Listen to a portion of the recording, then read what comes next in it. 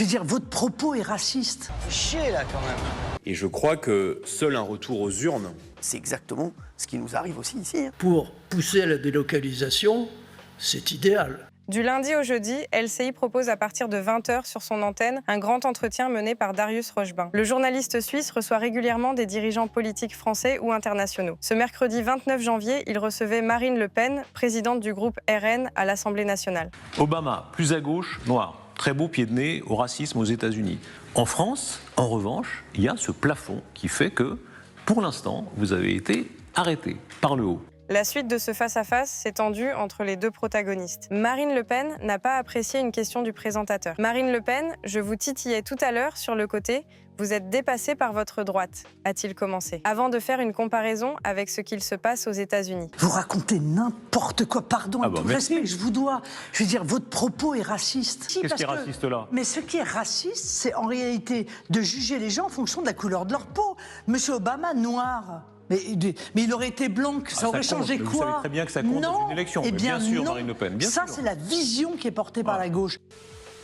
La fronde entrepreneuriale lancée par Bernard Arnault font couler beaucoup d'encre ces derniers jours. Le patron du groupe LVMH a déclaré que la surtaxe d'impôt envisagée par le gouvernement en 2025, qui doit rapporter 8 milliards d'euros à l'État, est une mauvaise idée. Je reviens des USA, j'ai pu voir le vent d'optimisme quand on revient en France. C'est un peu la douche froide.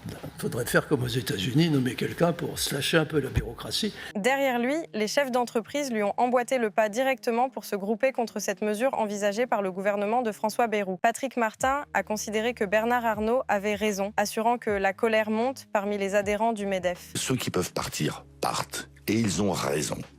Ils ont raison. Mais ils ont raison. Bernard Arnault aurait raison de quitter la France et de délocaliser. Qu'est-ce que vous voulez ? Il y a une rationalité économique. Je n'ai bien entendu jamais dit que nous allions délocaliser le groupe LVMH, a déclaré son PDG Bernard Arnault vendredi sur le réseau social X, après avoir été accusé par Michel-Édouard Leclerc de faire un chantage. Aux USA, on vous accueille à bras ouverts. Les impôts vont descendre à 15%. Quand on vient en France et qu'on voit qu'on s'apprête à augmenter les impôts de 40% pour refroidir les énergies, on fait difficilement mieux. Pour pousser à la délocalisation, c'est idéal. Tout avait pourtant bien commencé pour le trio. Ils sont arrivés en tête lors de la première course. Après cette belle victoire, le comédien Bruno Solo a déclaré « Je suis ému de les assister dans ce voyage et d'assister à l'émergence de cette histoire. » Mais devant autant de responsabilités, Bruno a les nerfs à vif. À deux bacs, à deux bacs. Oh putain, c'est pas grave. Mais non mais arrête, tu me mets la pression là, tu m'énerves. Mais la tendresse du premier jour n'a pas duré. Comme le veut la règle, Bruno Solo a dû faire le lendemain de l'autostop à la place du couple. Alors que le comédien intercepte le chauffeur d'une voiture pour lui demander de les conduire à la ville d'arrivée, Hélène le coupe en criant « Non, non, non ». Mais non, mais tu me disais non. Dis pas non, j'étais en train de parler avec lui pour lui demander si je pouvais monter dans la bagnole. Désolée, j'ai mal compris. Tu me dis non, je comprends pas ton nom. Bon, on avance. Faut chier là quand même. On me donne des indications différentes, on me demande d'aller de l'autre côté de la route alors que on était sur le bon côté. Putain. Il est stressé de ouf. Si Jordan Bardella a estimé lundi qu'une nouvelle dissolution était inévitable dès l'été prochain, sûr d'un réveil des fiertés nationales qui doit conduire le RN au pouvoir, l'idée de renverser le gouvernement Bayrou dès l'examen du budget n'a pas encore été tranchée par les lepénistes. C'est pas tant d'ailleurs la dissolution qui a provoqué l'instabilité dans laquelle nous sommes. Ce sont les accords de second tour entre Emmanuel Macron, Gabriel Attal et Jean-Luc Mélenchon. Car Jordan Bardella en est certain, les quelques 37% obtenus par les candidats lepénistes et ciotistes au second tour en juillet dernier s'inscrivent dans une puissante vague électorale, un réveil des fiertés nationales selon lui. Par conséquent, nous qui sommes extrêmement inquiets de voir les urgences quotidiennes des Français passer à la trappe du débat public et de l'action politique, nous sommes effectivement lucides sur la situation et je crois que seul un retour aux urnes permettra en réalité de dégager un cap clair et de dégager une majorité stable sur le long terme.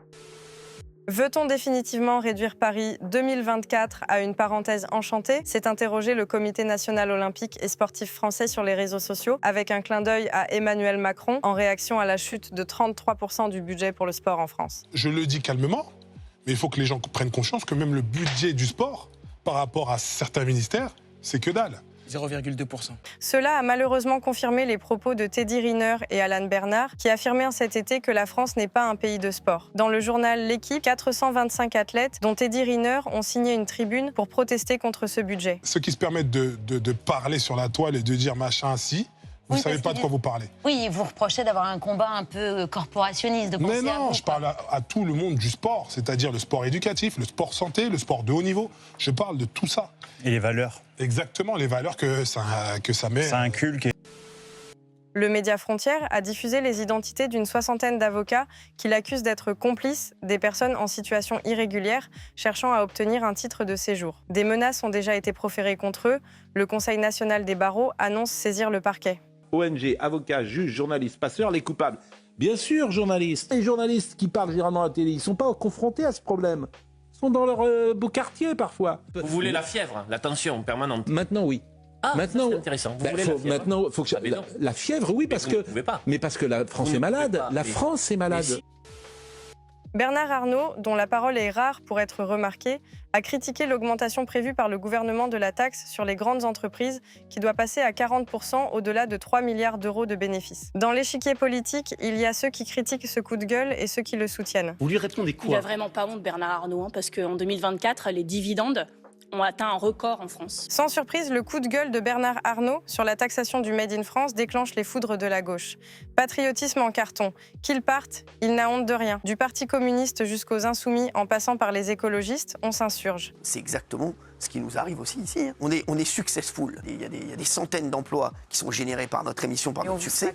Au lieu de vous pousser, au lieu de dire « Ah, bah c'est bien, créer des emplois on essaie de casser la société et on aimerait qu'on ferme notre société. Morandini restera-t-il sur l'antenne de CNews à débattre de punitions exemplaires pour les délinquants? Après un procès en appel en novembre dernier, l'animateur vient d'être jugé coupable par la Cour d'appel de Paris de harcèlement sexuel envers un jeune comédien et de travail dissimulé sur plusieurs jeunes acteurs de la web-série Les Faucons. Et pendant qu'en France, on parle, aux États-Unis, Donald Trump, lui, expulse. Il a été condamné à 18 mois de prison avec sursis, soit 6 mois de plus qu'en première instance. Il devra aussi indemniser le plaignant, Gabriel B., à hauteur de 10 000 €, ainsi que les autres victimes de travail dissimulé, pour une somme totale de 50 000 €. La Cour d'appel de Paris a reconnu Jean-Marc Morandini coupable de harcèlement sexuel sur un jeune comédien. Coucou Flavie, alors là, j'ai les boules, et pour une fois, c'est pas les miennes, c'est les miennes, pardon, et pas celles d'un mineur qui me l'a envoyé sur Telegram. Voilà. Alors que les relations entre la France et l'Algérie sont soumises à de fortes tensions, Marine Le Pen est revenue, lors d'une interview accordée à LCI mercredi 29 janvier, sur la colonisation du pays du Maghreb. Venir globalement dire que la colonisation était un drame pour l'Algérie, c'est pas vrai. Voilà, c'est pas vrai. Si la chef de file des députés RN a expliqué comprendre que des peuples souhaitent obtenir l'indépendance, elle refuse de dire que la colonisation de l'Algérie par la France a été un drame. La conquête de l'Algérie, le bilan de cette conquête, c'est 1 million de morts. Alors la France, je pense que c'est ce que veut dire Marine Le Pen, a fabriqué des ponts, des routes et des hôpitaux en Algérie. Ça, c'est vrai. Et il faut arrêter de dire que l'Algérie a de la chance d'être française pendant 130 ans, parce que ce que nous avons fait là-bas, c'est une boucherie que nous avons organisée.